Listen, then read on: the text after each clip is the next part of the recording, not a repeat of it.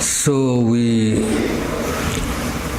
chanted a mantra which is a salutation to our gurus. This mantra is traditionally chanted when we study the Upanishads. In the monastic circle, this is a very important mantra, and we chant it when we read any scripture. It says that beginning with Sadashiva,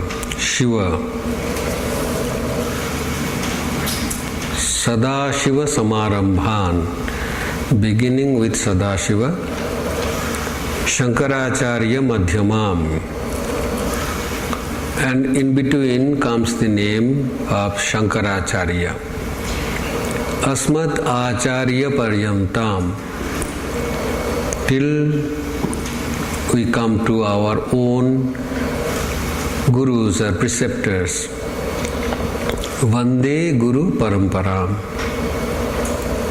We salute the tradition of gurus, the tradition. In the Upanishads, we have seen that they narrate some names of the gurus, teachers, from whom they have learned these truths. So they try to acknowledge their indebtedness to those gurus. Here in this mantra, they have used a very beautiful word,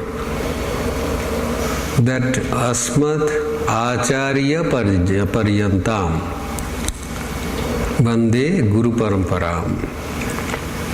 So the Guru Parampara, the tradition of gurus, till we come to our own acharyas, not guru. Here they have used the word acharya. There is a difference between a guru, means a teacher, and an acharya. When we see that big players, like suppose Roger Federer, he is a very big tennis player.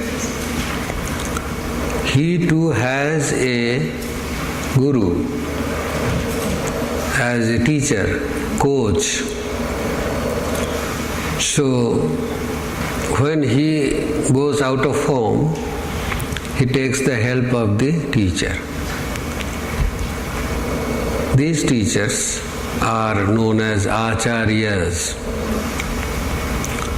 Acharya, the definition of this word acharya is acharati cha shastrartham acare sthapayatyapi swayam acharate yasmat acharya tena kirtitaha. Acharati cha shastrartham. The meaning of the scriptures are being reflected in the life of the teacher. Swami Vivekananda has said, a teacher, the guru, an acharya is that whose character is like blazing fire. So this acharya is an acharya, a teacher who reflects the meanings of the mantras, the teachings in their own life. Acharya sthapayatyapi, and they reflect those truths in their own dealings, behavior, transactions. Acharya means transactions with others. Swayam acharati, they themselves live those truths in their life. Therefore, they are called the Acharyas. In olden times, the tradition was that brahmacharis would go to the home of the Acharya, teacher, live with them, and then learn the training about how to lead a life. Not only how to earn livelihood, but how to lead a life.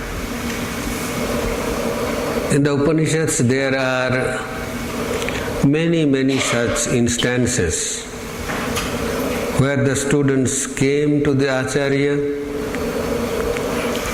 and served the Acharya, helped the Acharya in his household work. Even there is a life of a student who came to the teacher, and the teacher, instead of teaching him the Vedas, for which he came actually, asked him to go and tend the cattle, gave him some cows, asked him to take care of the cows and come back when they would become 100. So he went and he did obey the order of the teacher. He did not question. I have come to learn the scriptures. Instead of that, you are sending me to take care of the cattle. What is this? But he did not argue. He went. And in course of time, one day he heard the bull telling him, Satyakama, we are now 100. Then he came back. From a distance the Acharya saw him and he was astonished. The Acharya himself was astonished. He saw that this young lad looked like a knower of Brahman. Then he asked, tell me, who taught you this truth? From your feature I can see that you are a knower of Brahman. You have realized the truth.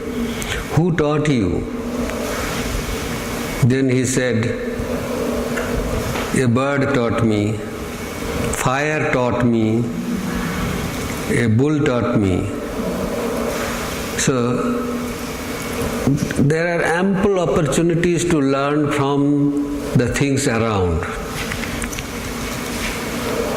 There is a poem in English which says that from the wind we learn how to be always active. From the sky we learn how to be generous.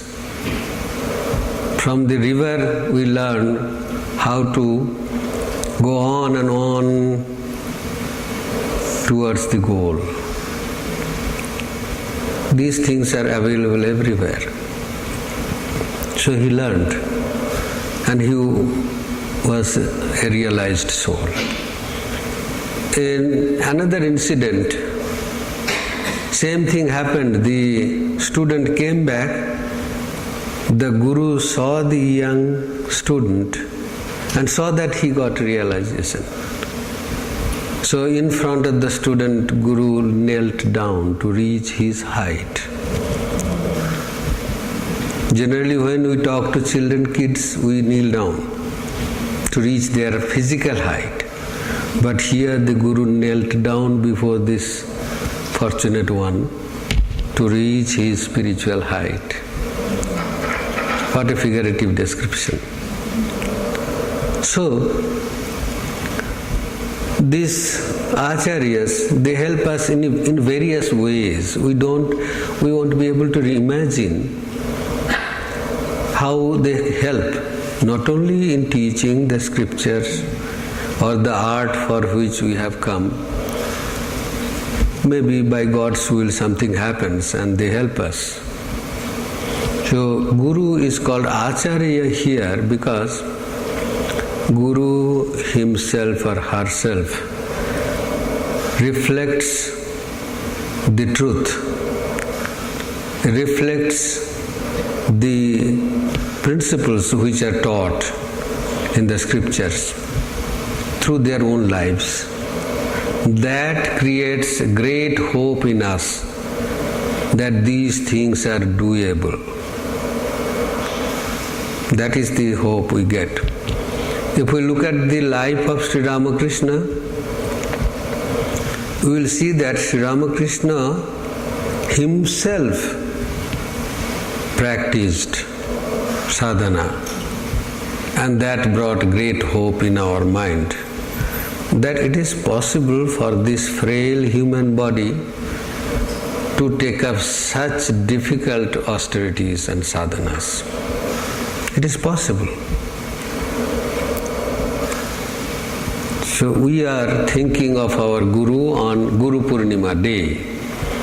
These Gurus are nothing but Acharyas who led the student by the hand to realization. The word Guru has been defined as Gu means darkness and Ru means light. Guru helps us to remove the darkness from our mind and show us the light. Guru helps us to remove our ignorance and to gain knowledge about ourselves, about God. The same thing happens in material world. We have our guides, teachers. But generally teachers come and teach in the schools, theoretical knowledge. But guides actually work together with us, like coaches. They work together with the student, help the student to practice dexterity. So this Guru, whom we are remembering, can be the tradition of Gurus. It is not only our own Guru, we are remembering the tradition of the Gurus. It seems Shankaracharya at one point says, somewhere he says that any knowledge which comes not from a tradition, that knowledge is no knowledge. A knowledge which comes from no tradition, that knowledge is no knowledge. Tradition means that the procedure, the path has been tested, proved to be useful, not by one or two people, but generations after generations of people. And also, it remains intact. It has never been diluted. Nobody has added any impurity to this. Therefore, it is very effective because it became very powerful. Much and much life strength has been added to this path. It is a sure path. Tradition is therefore respected. Here, when we are observing Guru Purnima, we are actually remembering the Guru tradition through the earliest of the Gurus, Vyasa. We said that the Guru Parampara began with Sadashiva, Shiva himself. But then in the Gita, Sri Krishna says that the Creator Lord is the Guru. Ishvara is the Guru. The Yoga Sutra says Ishvara is Guru because sapurvesham api Guru kalena anavachchedat.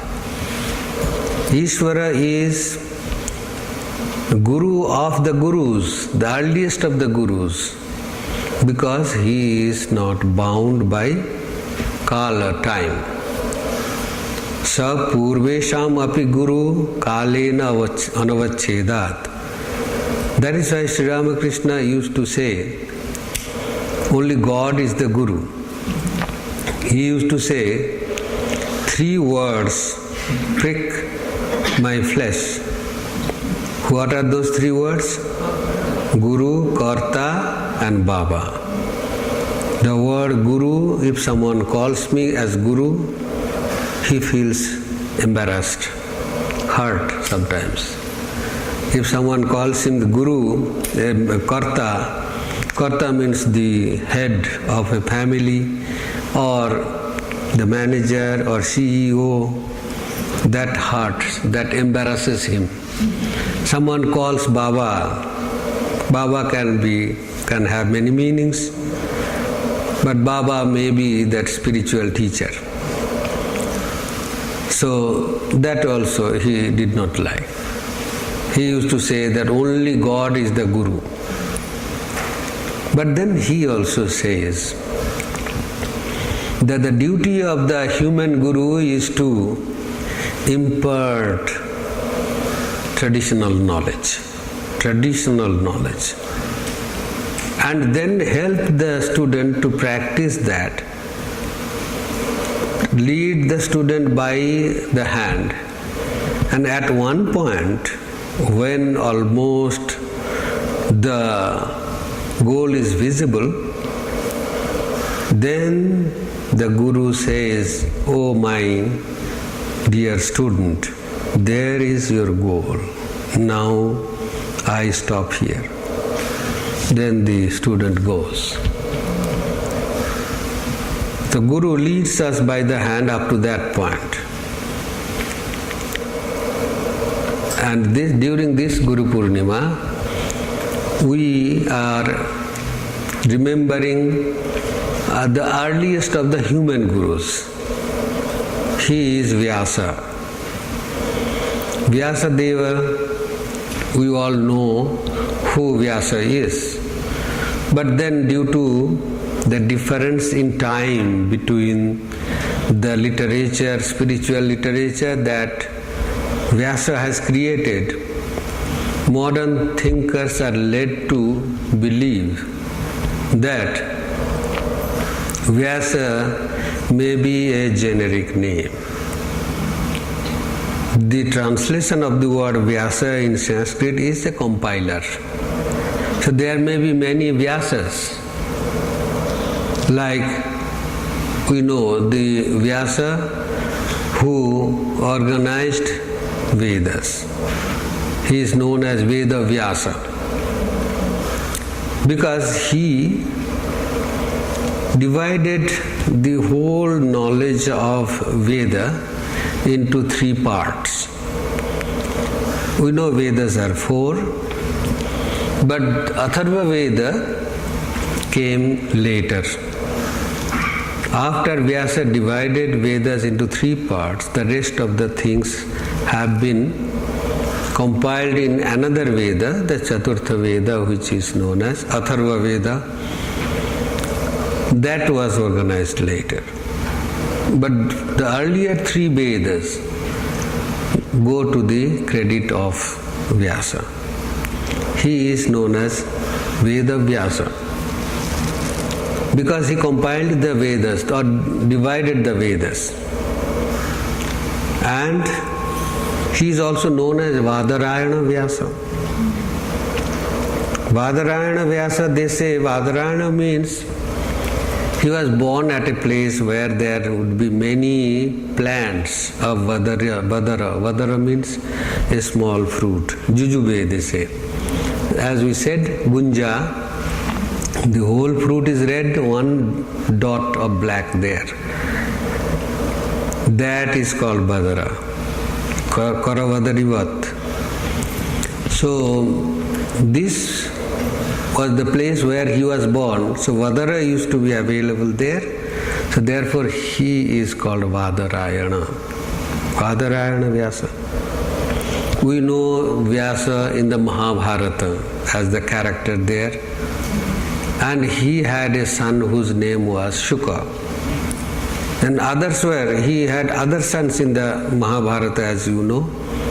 Dhritarashtra, Pandu and Vidura. They were also sons of this Vyasa.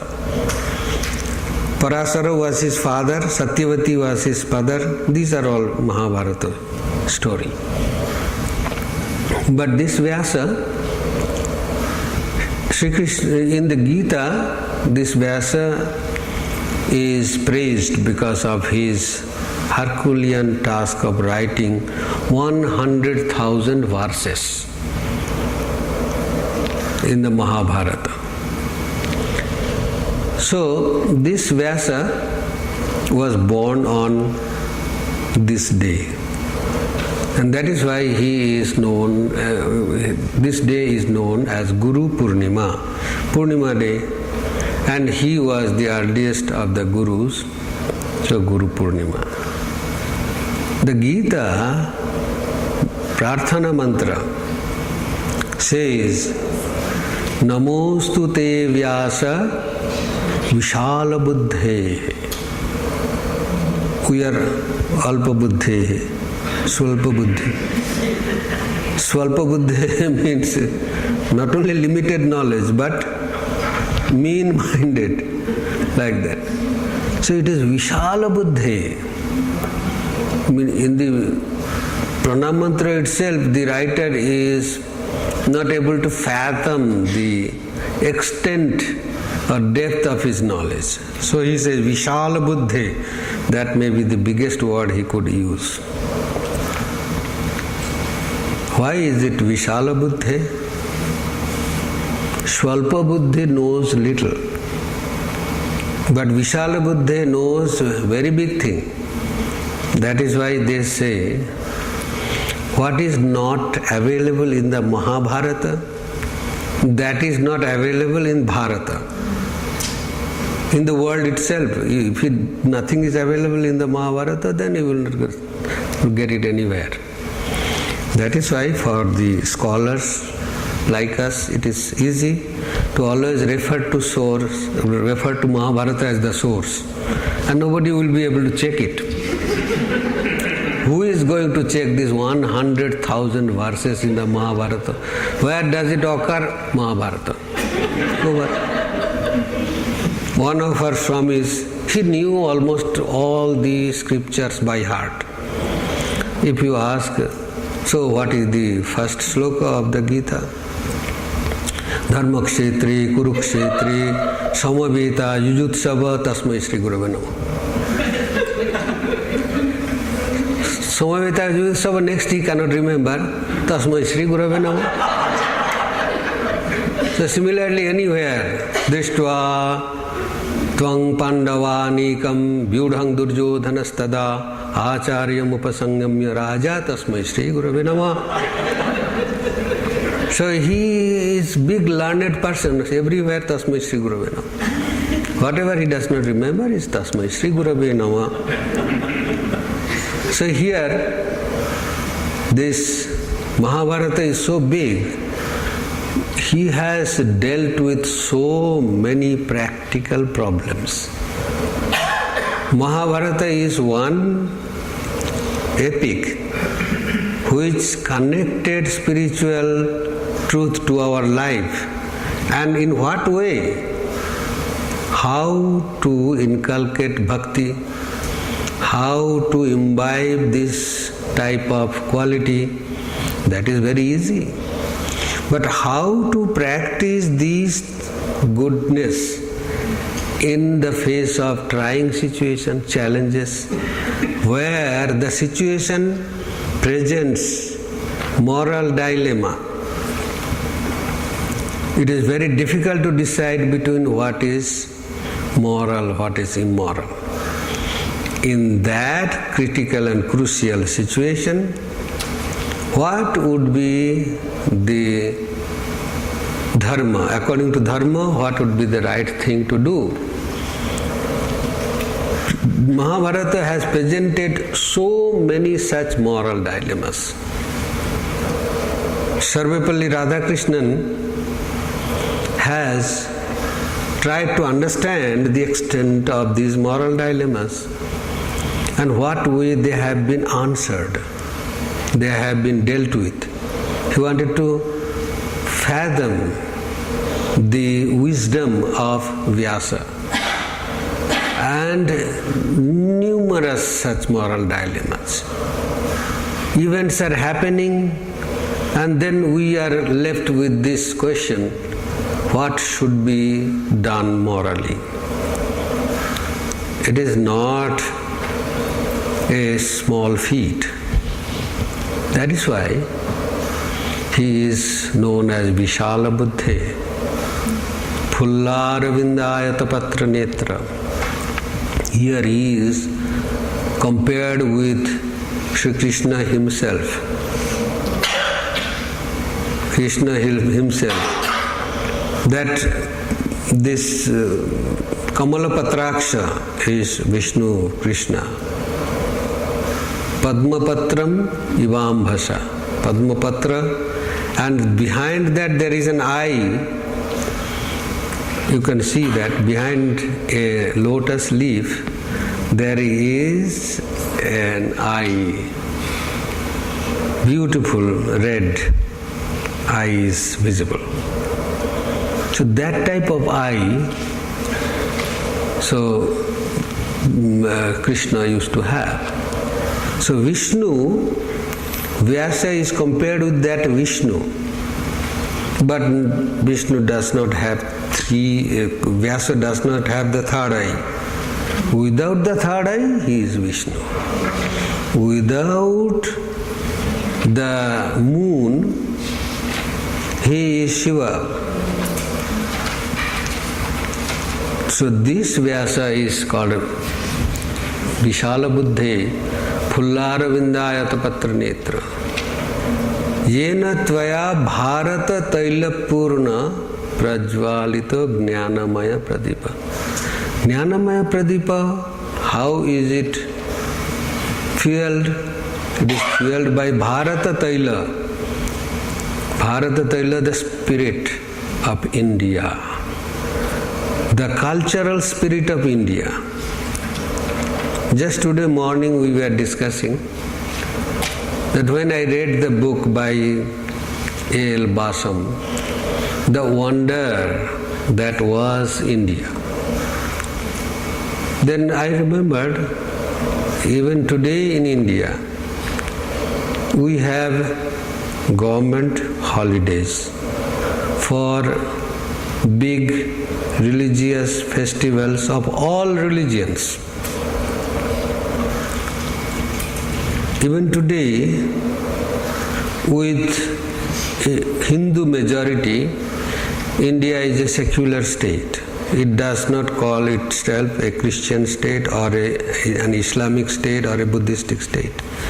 It is a secular state.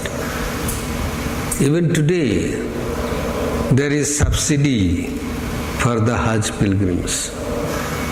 The minority religions in India under the constitution gets special protection. They are still allowed, all the minority religions there are allowed to raise their churches, minarets, temples, gurdwaras, Buddhistic pagodas, allowed. There is no debate on whether they will be allowed to raise their minarets as it happened in Switzerland. Even today, we can show that Indian national flag represents these major religions. The saffron color on top represents Hinduism, white color Christianity, green color Mohammedanism, and the wheel in between is Buddhism. Therefore,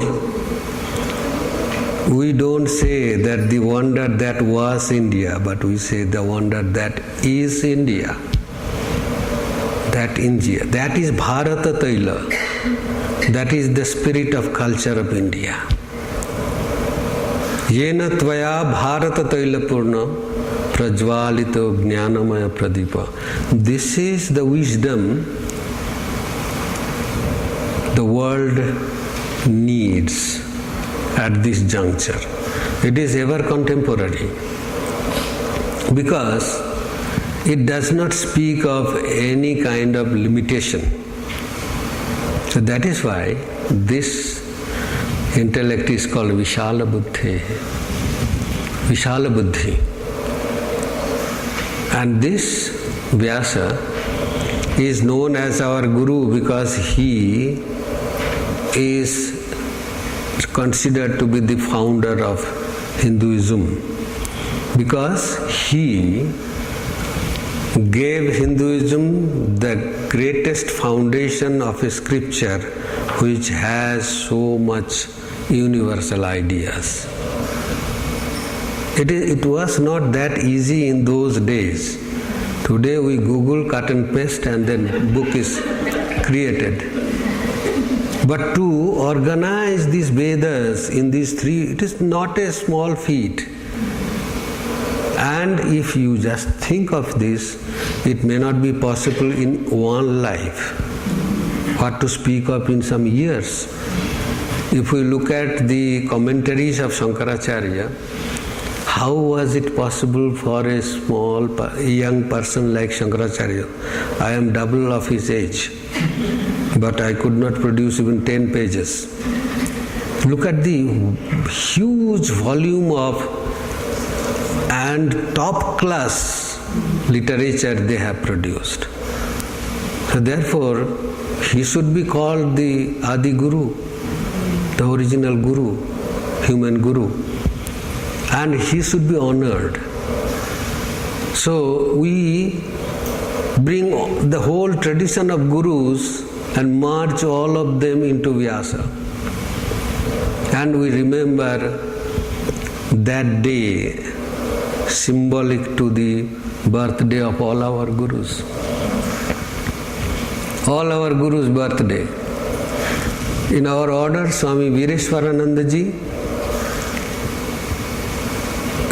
introduced this tradition of Guru Purnima. Earlier, before him, all the presidents and vice presidents, those who used to give initiation, their disciples used to observe the birthdays of their gurus separately. Throughout the year, so many birthdays are coming. Baneashananda stopped all those traditions and said, we will remember our Gurus on this day. That will be the Guru Purnima day. And that is the birthday of all Gurus. Because on that day it is understood or believed that Vyasa was born. So this is the significance of this Guru Purnima. And why do we need a Guru? That is very clear. In all fields we do need a Guru. We don't call them Guru, but sometimes nowadays for commercial purposes this word is being used. Management Gurus. And some time back I was reading an article which was very interesting. Liberating the corporate soul.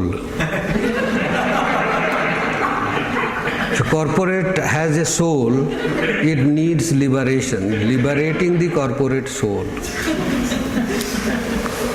So, Guru is very familiar. Now, for the sake of consumerism, we need these words also. Soul, Guru, so many things. So this we know. In every field we need a Guru. In Germany, as I said, even for cleaning the house, they have master's degree. Reinigungsfirma means the firm which cleans the houses. We have a retreat house because it is for public utility. So we need to clean the house with the help of a professional firm. And the firm which comes, the main person who comes, he has a master's degree in cleaning. 5 years, not a joke. 3 years bachelor's degree, 2 years master's degree. And 3 years bachelor's degree under the direct tutelage of this 3 years bachelor's degree under the tutelage of this master degree holder, Meister Reiniger, Meister Florist. So they have master's degrees. And 2 others come, they are called Lehrlinge. Lehrlinge means small learners, novices. In German they are called Lehrlinge. So they are receiving practical instruction. And there this is filled with cement. So when you are cleaning, the same cleaning material should not be used there, which you use for cleaning the surfaces. No, not there. They know all these things, what should be used. If there is a little bit damage, what should be used there to fill it.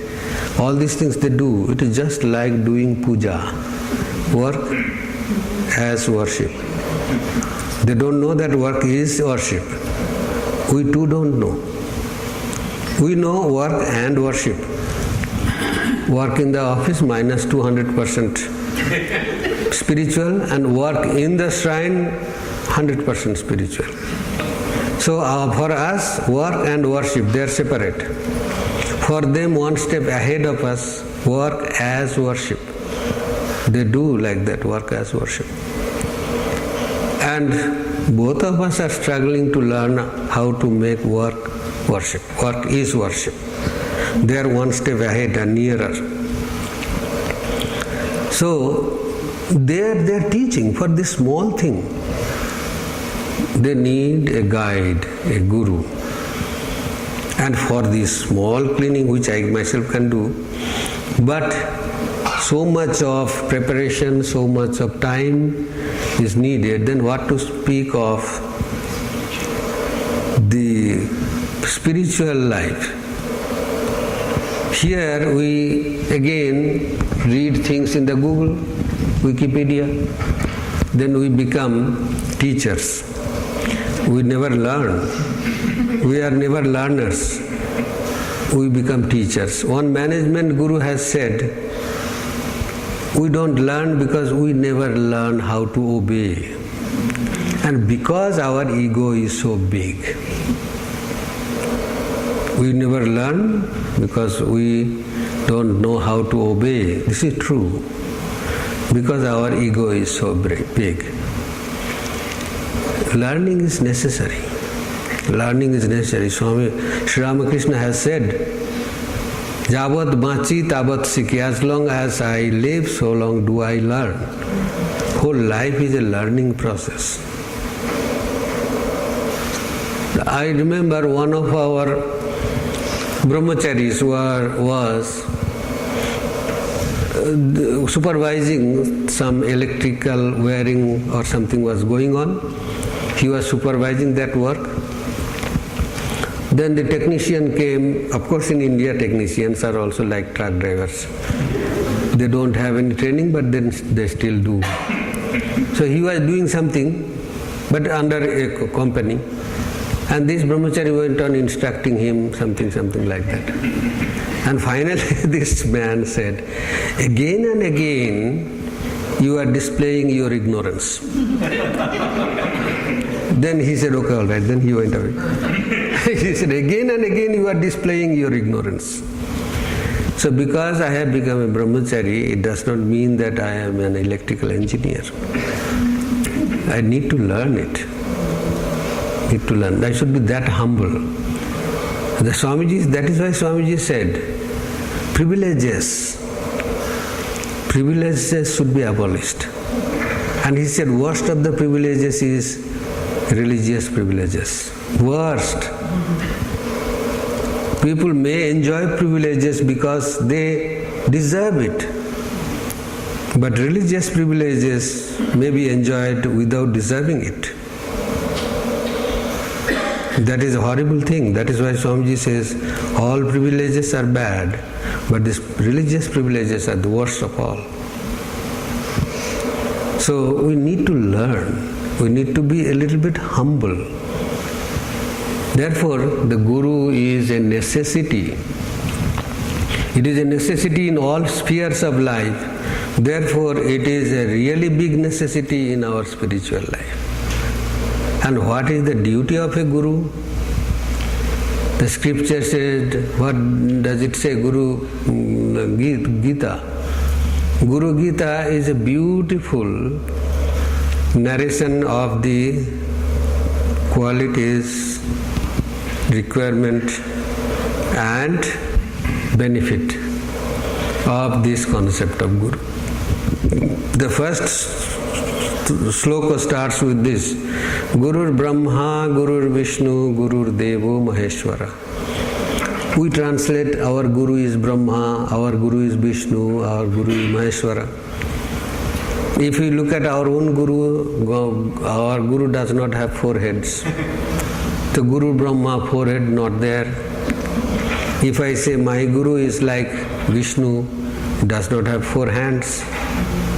Guru Deva Maheshwara, talk about Maheshwara, then our Guru does not have the moon.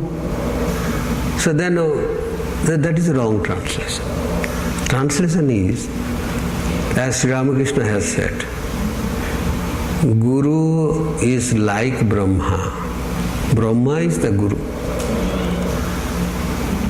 Like Brahma. Our Guru is like Brahma means Brahma is the Guru. Our Guru is like Vishnu means Vishnu is the Guru.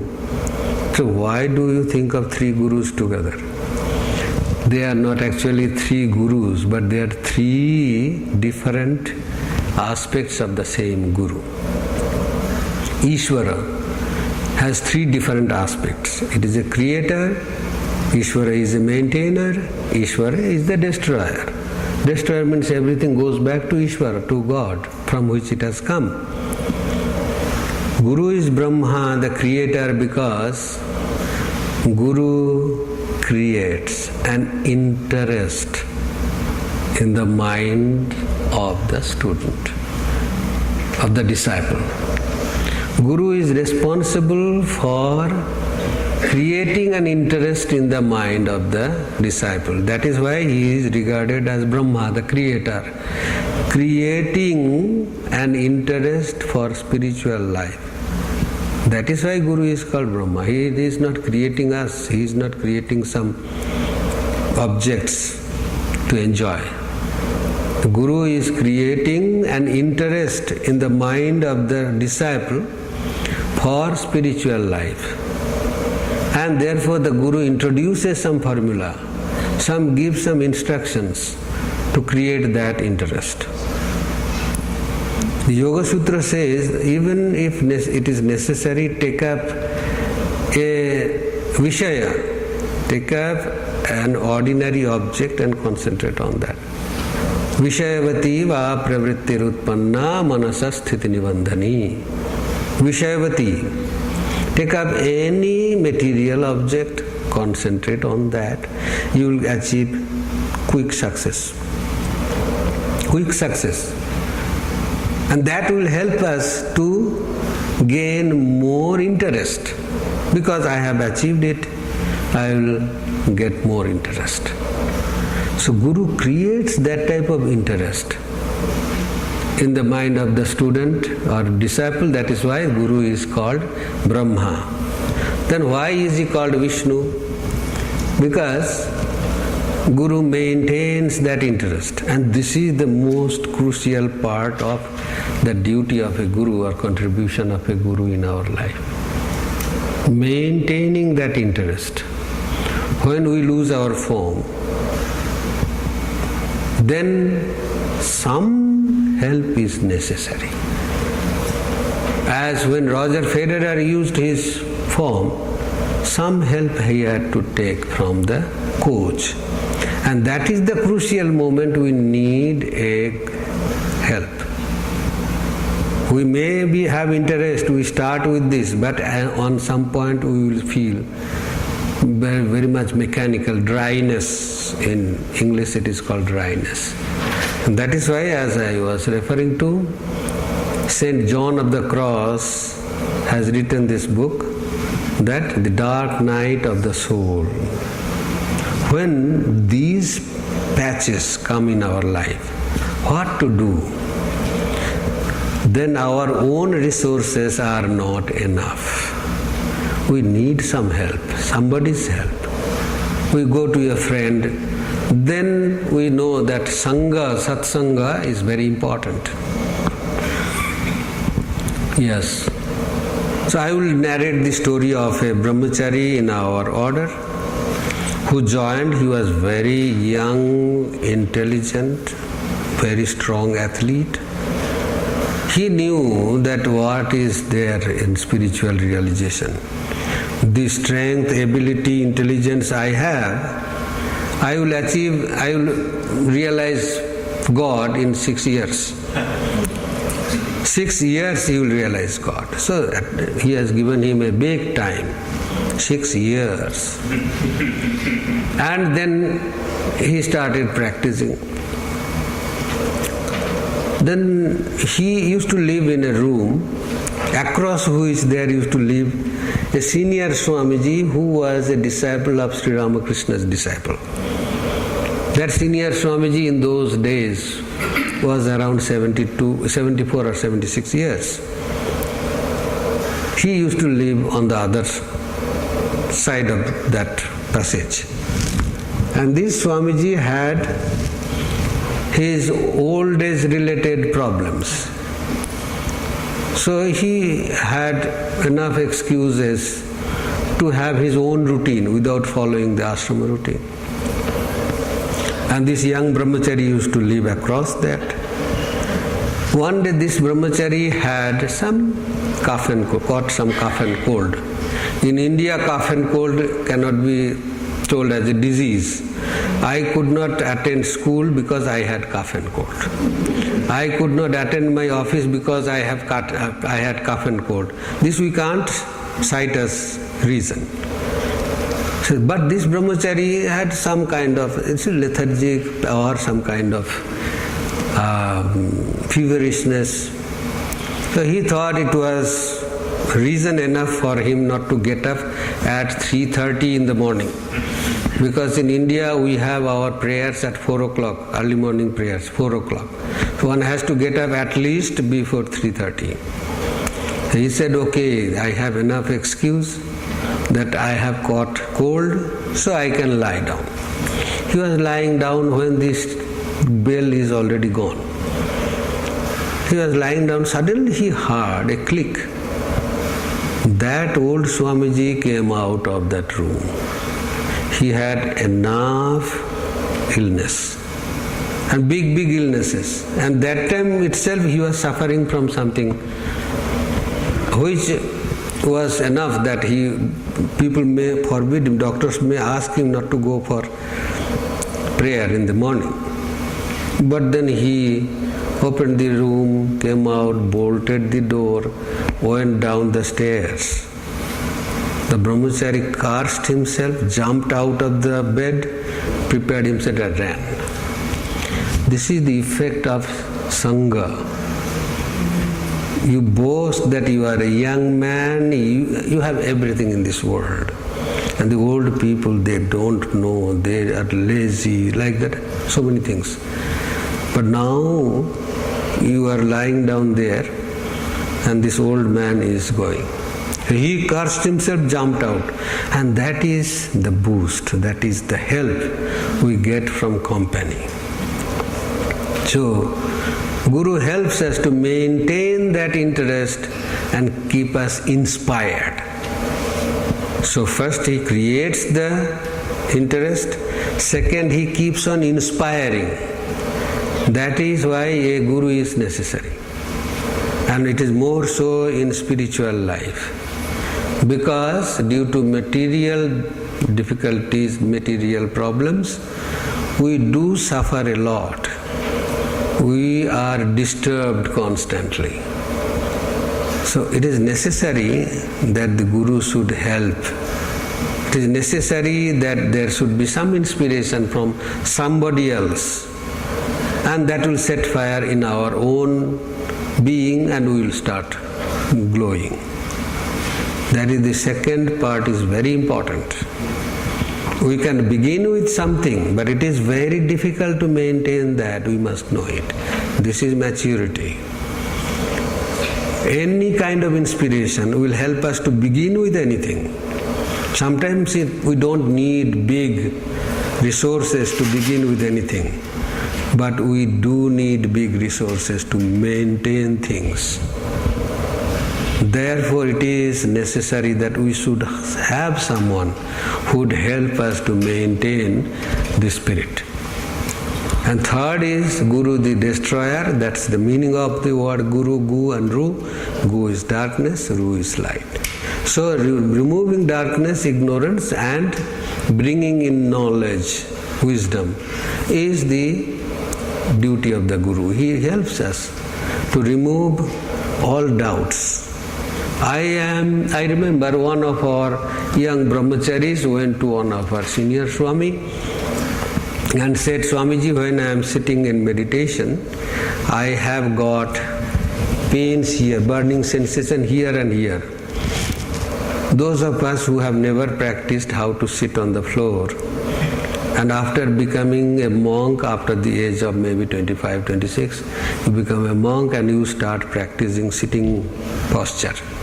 Then there will be lot of problems. Now I will tell you a story, perhaps it is known to you, that in the life of such a young brahmachari, very spirited, a time came when he was reading the Yoga Sutras. He did not understand some things there, and maybe he did not understand anything, but he was pretending that he was understanding something. He came to one senior Swami and said, Maharaj, I have some questions on Samadhi. Oh, the Swami looked up and said, Samadhi? Yes. And said, okay, so the brahmachari is there for 1 year or something. Now he is near Samadhi. So the Swamiji said, okay, so you want to know, you have questions on Samadhi? Yes. But then I will answer your questions. Before that you have to obey me. Whatever I say you have to follow. He said, yes. How long do you meditate? He said, I meditate for 20 minutes. What a great achievement. Well, then I say, from today you start meditating 1 hour. Okay, all right. What is problem? Young man, spirited person, 1 hour. And then after 1 month you come back to me, or maybe 3 weeks, you come back to me, then I will answer all your questions on meditation, Samadhi. Then he went back, okay, I will do that. After 4 or 5 days he came back. He said, Maharaj, I have some questions. No, I don't want to hear any questions now. What was the contract? Gentleman's agreement was that you will come back after 3 weeks. Now within 4 or 5 days you are here. He said, no, I am not asking any question on Samadhi, I have some other problem. He said, no, I don't want to hear those problems. Maharaj, you please help me, I have some other problem. What problems? No, when I sit in meditation, these 2 places are burning. And the thighs are becoming numb. 1 hour, it is not a joke, getting numb. And here it starts burning. He said, really you feel that it is burning? He said, yes. Then your question is a burning question. Your question is a burning question. This is how one should learn. It shows at what stage you are. Your questions show at what stage you are. And when you are practicing, then you come with practical problems, burning questions, not just theoretical questions. And those questions have got practical answers too. What was the practical answer? He said, go on changing your legs when it is getting numb. That brahmachari did not know that it was allowed to change legs. Because to attain samadhi and realize God within 6 years, it is not that. So, and he did not know. And he said, every day you do some shoulder exercises like that. He said, do you do that? No, I do some yoga, but do this also. And that was, so the problem was solved. Then afterwards, that brahmachari, maybe throughout his life, he had no occasion to ask questions about samadhi. Because he went on struggling with meditation itself, what to speak of samadhi. So like that, the Guru's help is necessary because it is very practical. We don't know all things about our life. What will happen when I sit like this? What will happen when I start controlling my mind? Many people will say that when I am trying to sit in meditation, my mind is not there. I am not able to control the mind. One young student asked a question. I gave some lecture in this Chicago. One young student asked, you say that I have to be aware of my spiritual nature, to keep this awareness always alive. So, but I am a computer programmer. When I am doing computer program, how can I be attentive to that also? It is not possible. So how to maintain that? Then I said, brother, you really say that it is not possible to think of, be aware of your divinity when you are doing computer program? Yes, it is not possible. Then I can't concentrate here. And then you have to accept the other part. When you are meditating, it will not be possible to think of other things. Are you true to yourself? When you are concentrating on computer program, you cannot think of God, okay, something else. Similarly, when you are meditating, you cannot think of other things. Is it the case? No. Then you are not truthful. These are the tricks we play with ourselves. That is why we need the guide, the help, which is readily available. Those, not only one's own guru, but there are all big people, saint-like persons. They too can guide us. So he says, Asmat Acharya Paryantam, up to this, not that I am denying them, all of them, and those who are like them, all of them are ready there to help us. So Guru is a necessity in spiritual life. Otherwise, Swamiji says, a trained person may make a mistake, a few mistakes, but an untrained person makes thousands of mistakes. That is the problem. A trained person can make a mistake, this is acceptable, but not many. But one untrained person will struggle with things and make thousands of mistakes. And will meet with 10,000 ways which did not work for me. I repeat that sentence from Thomas Alva Edison. He had about 100 patents in his name. But he said, I never failed in life. I have discovered only 10,000 ways that did not work for me.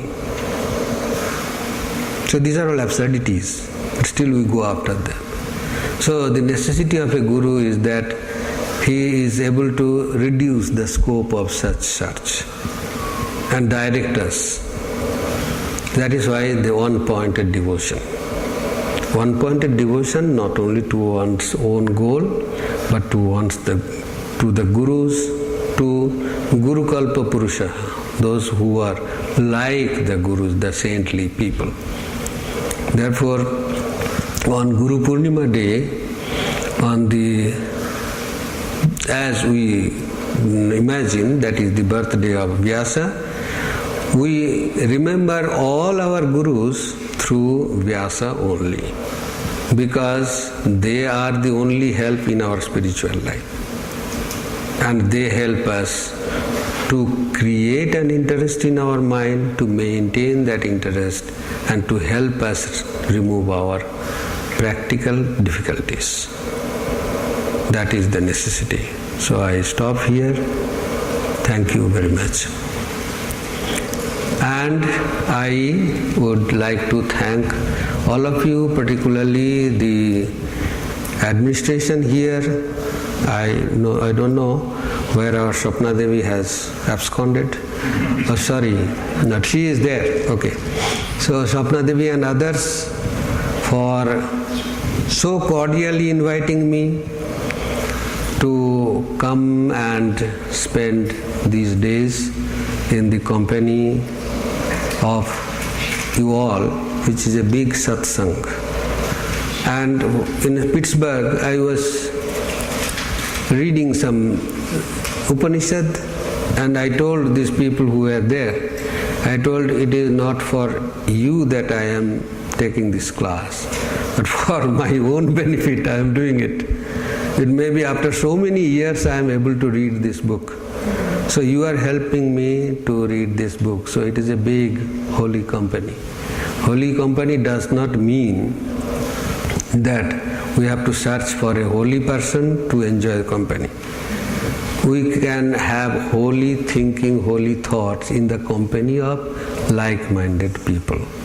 Tell me who your friends are, I will tell you who you are. So that is how we really enjoy the company of like-minded people. I will tell you one story. When we were brahmacharis, we were in our training center. Then one Swami Buddhanandaji, many of you have seen perhaps or heard of him. So he was giving a lecture there. One of our brahmachari asked, Maharaj, what is the proof that Sri Ramakrishna has accepted us? His face glowed like anything. He was fair complexion, became red. He said, the very fact that you are here, brother, proves his acceptance. So, it is undeniable fact that this is a holy company because God has chosen us. So, many thanks. And Swapna Devi, thanks for your generous introductions 3 times. Okay. But well, it is Thakur's will and it is his work, and when he wants that this center will be affiliated and a resident Swami would be placed here, no one can stop it. And those who will try to do that, I pray for them. Maharaj, we have to thank you because it was heartfelt, sincere gratitude that you took the trouble. You started doing even before I sent out the letter for referrals. Every time you went, you gave your input to Belur Math that we need a resident Swami. So it was not generous, Maharaj, it was the least we can do to thank you. But what we will do now is we will have Arati, and then we will continue with the announcements and all that. So Maharaj, will you please do the Arati for us? Okay.